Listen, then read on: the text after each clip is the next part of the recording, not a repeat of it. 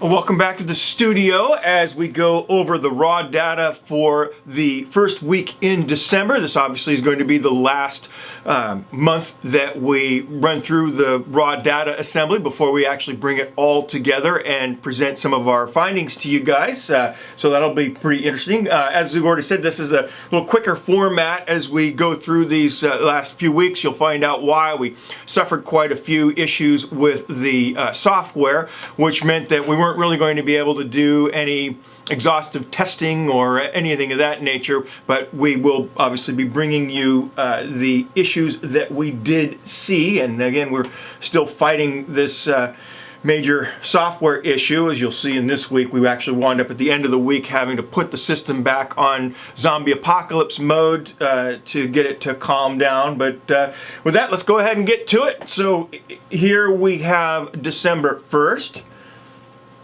And as we kick off December, we can see more of this unsettled weather that we left off with at the end of November, rain and high winds. And so on the 1st, we start off at 4%. And again, this is due to that reserve being sent at 10%. And so the home was simply drawing all its power from the grid. And that's pretty typical of this time of year when we get this unsettled weather. Basically, we're just trying to keep enough in the system for power outages and to keep the batteries healthy. And in our system, we reduced the amount of reserve power eventually to 30%. We'll talk about that a little bit later. But we did that we brought it down to 10%. We've been running it at 10% to maximize the amount of shoulder period that we can utilize. If you have your reserve set too high, then you'll wind up getting into a situation where those couple of days, maybe especially on a large system like this, those couple of rainy days that you would have normally gotten by, if you have your reserve set higher, then you'll just start to draw off the grid earlier. And so you'll see that we'll kind of bounce around in this between that 10 and 30% range, and I'll go over why that is in just a minute. Again, set your reserve to whatever's prudent for the size of your system. In our system, when we have the reserve set to 10%, that gives us around 8 or 9 kilowatt hours of power, so that's still fairly substantial. If you have a 1 or 2 Powerwall system, then you may want to rethink that depending on how much power you use in a day and how long you'd like to be able to prop up your system, your home, in case of a power outage. So that's all going to be up to you. And so here we have the notes. And basically what it says, first full day of grid dependency since late February, so that's not too bad. And as you'll see here, we actually did see several days where we were able to keep up with the demand of the home, but we'll get to that later. And so then we have the 2nd. And again, starting at 8%, the accumulation of the previous day, since we were still beneath that reserve of 10%. And so with the rainy weather, we only pulled 6.3 kilowatt hours of power from the system. And the home usage was 18 kilowatt hours, and so as you can see, we drew 17 kilowatt hours from the grid, and that again is because we were able to reduce the usage by supplementing that with what appears to be about 1 kilowatt hour of solar that wound up going to the home. And the notes: rainy weather, just what I said, our 10% reserve being met. And then the 3rd, here you can see the running loss for the evening, taking us from 10% to 9%. That's quickly replenished with 11.8 kilowatt hours that we produced. With the home usage for the day of 18.3 kilowatt hours, we were able to then reduce our grid dependency by about half, coming in around 9.4 kilowatt hours from the grid for the day. So kind of a quick point here that it's important to remember that this is December on a rainy day, and so even though when everybody winds up having a system like this, and I don't know, 10, 20 years, that the season where you have the max usage will shift from summer to winter. But even in winter, these homes aren't producing zero, right? And so this again is December on a rainy day, and we're still producing some. So, and here's the notes. And nothing to see other than what the forecast for the day shows. And that is what we see on the 4th, and that is more rainy weather. And so, again, rain and high winds, total production really down, 2.7 kilowatt hours. Reserve holding at 10% after a 2% drop overnight from just the general losses. 25 kilowatt hours used, and you can see here that 2.7 kilowatt hours that we produced mostly went to the reduction of the grid use, and that brought our total grid use of the day to 23.6. And the notes, again, just a weather report basically. And so then we have the 5th, and again that 1% loss overnight. We had partly cloudy weather, but had a decent amount of clearing at midday for a decent production of 16.1 kilowatt hours. The daily usage came in there, as you see, at 20.9 kilowatt hours. Reduction of the grid then also becomes pretty apparent. The system finished the day at 16%, 6% over reserve setting, and then that was consumed in the evening, hence that reduction from our demand on the grid. And the notes, just that, partly cloudy weather. And so then we have the 6th. And so here's where things start to get a little out of hand. Let's pull up a screenshot for the day here, and we'll lay it side by side. And so the first thing that you'll notice here is that we started the day at 0%. Now that's because I purposely set the reserve back to 0 due to the forecast for good weather for the next few days, and I was optimistic that production would exceed our home usage slightly. And so I thought that would be an interesting thing to present. That's part of the reason why obviously I was doing these weekly updates for interesting things to show you guys as the weeks rolled on. But because of that, our overall usage was at kind of typical 16 to 20% that we usually see. And so starting the day, and though the system did show 0%, it was still powering the home at first solar contribution at 7:25 in the morning. Now, from there, though, it's bad news, I'm afraid. And so let's add in the solar contribution for the day, so kind of give us a little benchmark of to see what happened here. So as you can see here, the system grid usage is flat until 7:10 a.m., where we see that little kind of 1.5 kilowatt spike that occurs there, that little tickle.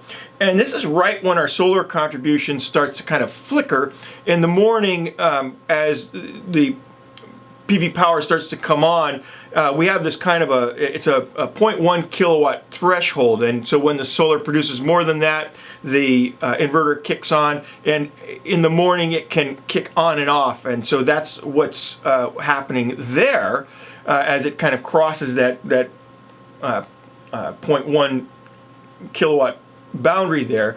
But once solar did start to contribute, it triggered a rogue charge and then I didn't notice this until shortly before 8 in the morning. So once I noticed it, I tried a few things to stop it that were unsuccessful, and finally there you see at 8:30 I set the system to a 30% reserve, and this seemed to have brought the gateway back to its senses. Now under these conditions, the system still draws from the grid, but it's doing so with the idea that it's now going to match the consumption of the home. And then what that does is it allows all of your solar power to then go into the batteries. And again, this is all back to that thing that we had discussed earlier about Tesla not allowing the batteries to charge off of the grid. What it's supposed to do is what it started to do there. It's kind of balancing those two out, so that then one can say that you didn't pull anything from the grid, that you were actually charging the batteries with what you collected on the home, on the PV system, while the home was drawing off of the grid. But at any rate, back to this graph. So you can see here the system ran fine up until 7 p.m. and then at 7 p.m. the battery had depleted back down to that reserve of 30%, and you guessed it, boom, another rogue charge. And so again, as you can see from the graph, this ran until 9 p.m. when the system was at 100%, and then once it was at 100%, the system then started to run straight from the grid until I finally got home and was able to put the system on zombie apocalypse mode at 10:30 p.m. when I got back from the studio.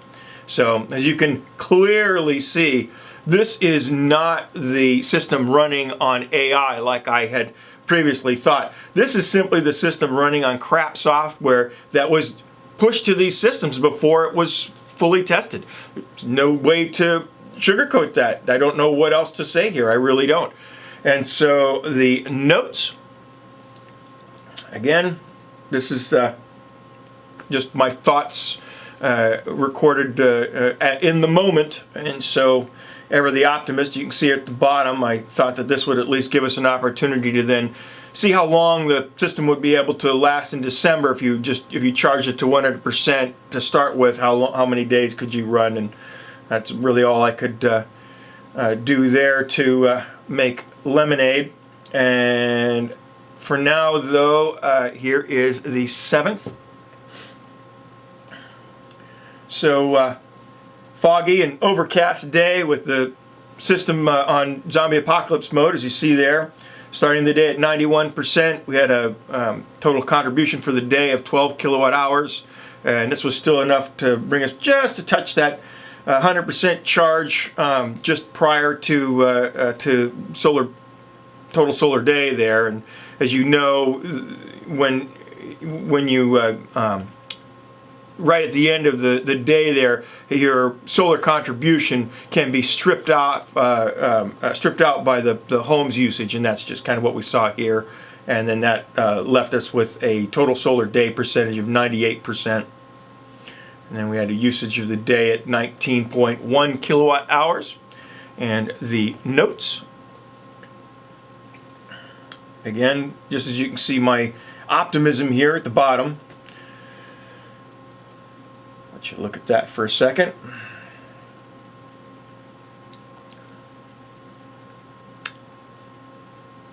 And then we have our traditional closeout of the 8th. And so again, system still on zombie apocalypse mode, starting the day at 76%. Total production on this partly cloudy day was 16.1 kilowatt hour with a home usage of 18.3 kilowatt hours. And so not too bad, ending the day at 86%. That's a 12% drop over the previous day's finish. And the notes, just that. And so that brings us to the close of our first week in December. The cliffhanger here for the next raw data update is how long did the system last. We have the system charged to 100% due to that rogue charging error, and so now let's go ahead and take a look at what that brings us for next week. But as always, best of luck with your own system. Thank you for following along here. We'll start to get the last of these updates out pretty quickly to you guys, and then we'll start the fun videos of closing out the project with all the things that we've learned. And we've learned quite a bit. Everything about not only what the total home usage for the year was and how much of that was covered by solar completely, and then how much of that was then covered cost-wise by net metering. We'll be looking at how much driving we were able to do in the car. We'll do monthly breakdowns as well as far as solar production and home use month by month or quarter by quarter, because those are also real important things to know. We based the Energy Sovereignty Project on an average U.S. home of a 30 kilowatt hour per day usage. But again, your mileage may vary. And again, that 30 kilowatt hours per day that's measured over the course of a year. As you've seen, as we went through the raw data, the amount that you use in summer dramatically increases as opposed to power consumption that you use at other times in the year. And yes, that all really matters. So again, thanks for joining us, and we will see you soon with the update for the second week in December.